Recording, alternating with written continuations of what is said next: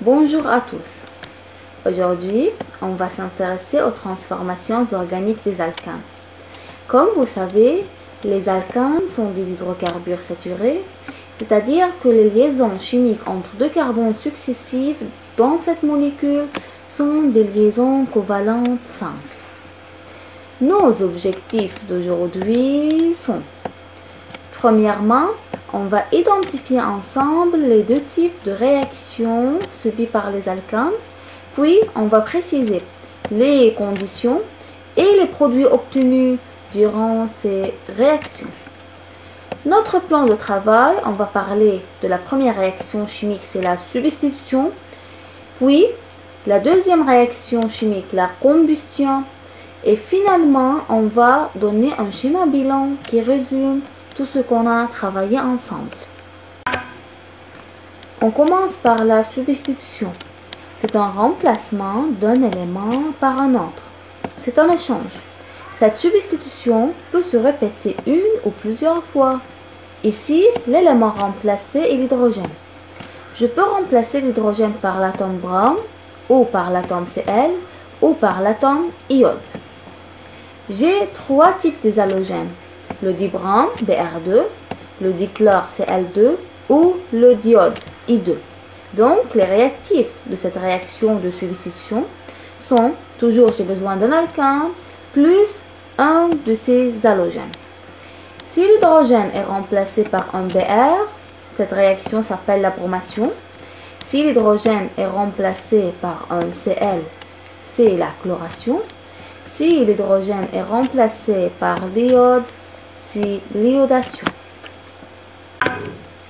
Les conditions de cette réaction de substitution est la présence d'une lumière diffuse. Toujours, n'oubliez pas cette condition, vous devez l'écrire sur la flèche. Les produits obtenus. Si j'ai une bromation, donc je vais obtenir un bromoalkane plus le bromure d'hydrogène. Si c'était une réaction de chloration, je vais obtenir un chloroalkane plus le chlorure d'hydrogène. Si la réaction était une iodation, je veux obtenir un iodoalkane plus l'iodure d'hydrogène Hi. Commençons par l'équation générale de la substitution. Par exemple, je prends la bromation. Pour faire une bromation, j'ai besoin d'un alkane de formule générale, c'est NH2N plus 2. J'ajoute à cet alkane le Br2 X fois, c'est-à-dire N fois, une ou plusieurs fois. Qu'est-ce que je vais obtenir? Le bromoalkane et le bromure d'hydrogène. Donc, j'ai deux produits. Dans le premier produit, remarquez que le nombre de carbone est conservé. J'avais N carbone et ce numéro reste N. C'est-à-dire, si j'avais au début 3 carbones, ces 3 carbones vont rester les mêmes. Ces atomes de carbone sont liés à des atomes d'hydrogène. Mais les atomes d'hydrogène ont été remplacés par un atome d'hydrogène a été remplacé par un Br. Combien de fois? X fois, c'est-à-dire une ou plusieurs fois.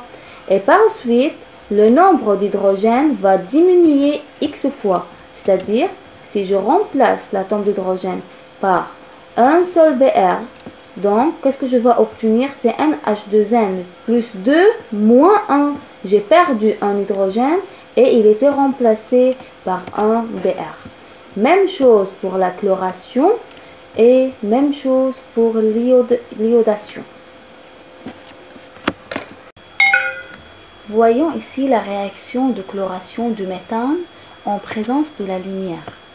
À chaque fois, le chlore remplace un atome d'hydrogène pour obtenir le chlorométhane plus chlorure d'hydrogène. Cette réaction peut se répéter plusieurs fois.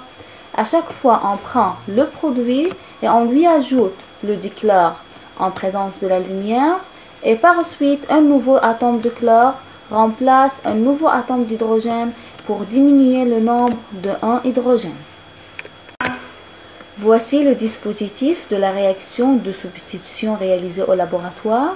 Par exemple, dans un tube à essai contenant du CH4 plus le dichlore, en présence de la lumière. On renverse ce tube et on le prolonge dans un récipient contenant de l'eau salée. Les produits formés sont sous forme des gouttelettes huileuses.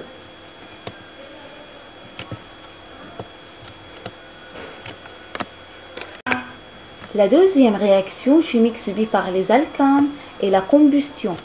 Cette dernière peut être complète si la quantité du dioxygène est suffisante et elle est incomplète si cette quantité est insuffisante. Il faut retenir que dans une combustion complète, toujours la couleur de la flamme est bleue et les produits sont le dioxyde de carbone et l'eau. Alors que dans une combustion incomplète, la couleur de la flamme est jaune et les produits sont le carbone C plus H2O. Commençons par l'équation générale de la combustion des alcanes. On a un alcane de formule générale CnH2n+2 plus dioxygène. Comme vous savez, les réactions de combustion ne peuvent pas se faire qu'en présence du dioxygène. Qu'est-ce qu'on va obtenir comme produit? CO2, H2O plus chaleur. Maintenant, on va faire un équilibre de cette réaction d'après le principe de conservation de la matière. Je répète, d'après le principe de conservation de la matière, on doit équilibrer cette réaction ou cette équation. Commençons. On a tout d'abord Cn dans les réactifs.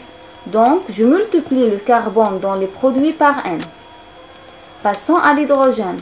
On a 2N plus 2. Ça, c'est dans les réactifs. Dans les produits, on a 2 hydrogènes. Donc, je multiplie le numéro 2 par N plus 1. Ça fait 2N plus 2. Passons maintenant à l'oxygène. Dans les réactifs, on a 2 oxygènes. Dans les produits, on a 2 oxygènes fois N, ça fait 2N. Et ici, 1 oxygène fois N plus 1, ça fait N plus 1. 2N plus N plus 1, ça fait 3N plus 1.